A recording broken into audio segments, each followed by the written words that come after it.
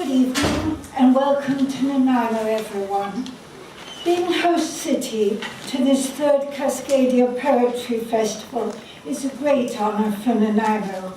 When one thinks of Nanaimo, the word poetry doesn't immediately spring to mind. One thinks coal, mines, harbour, hub city, but never sonnets.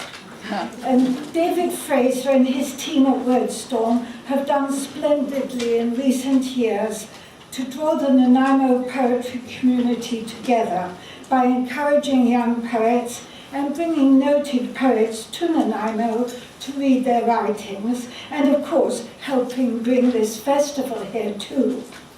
The fact that the city now has a poet laureate may be viewed as a token gesture, but that would be wrong.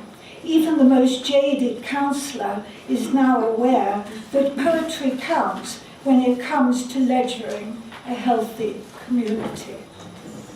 Since my past year has, I have a 3-year term, since my past year has been focused on poetry and the creative process, a number of my poems have been about me fussing this way and that, about what on earth we are all doing most of our lives.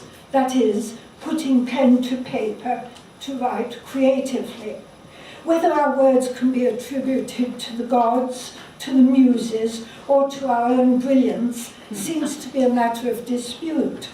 Certainly, the activity of our neurons and synapses provides some sort of highway for our words. But maybe it's a genetic flaw that allows us to link the unusual in our metaphors and jump chasms to make our fresh connections. Anyway, here to welcome you all to Nanaimo are 2 small poems. The first concerns me fretting, wondering and wondering about the creative process. Spring fever. Another rainy day on the west coast, and I'm requested to write an upbeat poem, full of the promise of spring, the flowing from the thaw. But words are not flowing from my pen, which stumbles awkwardly across the page, wanting to note down the weight of a sad body, the strictures of an aging mind. I seize the pen firmly and strike across its pathetic beginnings of a new poem.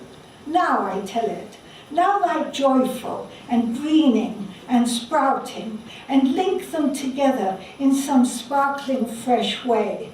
And for a coder, note that old age brings pluses and minuses into balance, and that even the moss on a west coast roof can harbour small, lively insects. Thank you.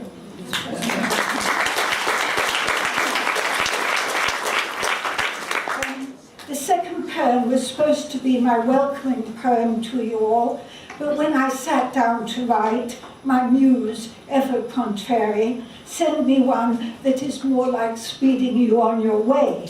Well, as you all know, one takes what one can get from the muse, so here's my welcoming poem, Nanaimo Bound.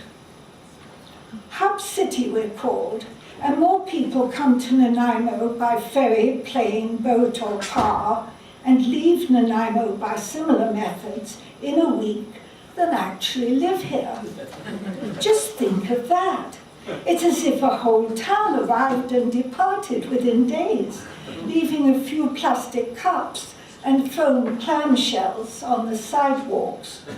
Supposing we could hold them midway between arrival and departure, persuade them to stay, settle down, rent a condo, send their kids to school, buy season tickets at the Port Theatre.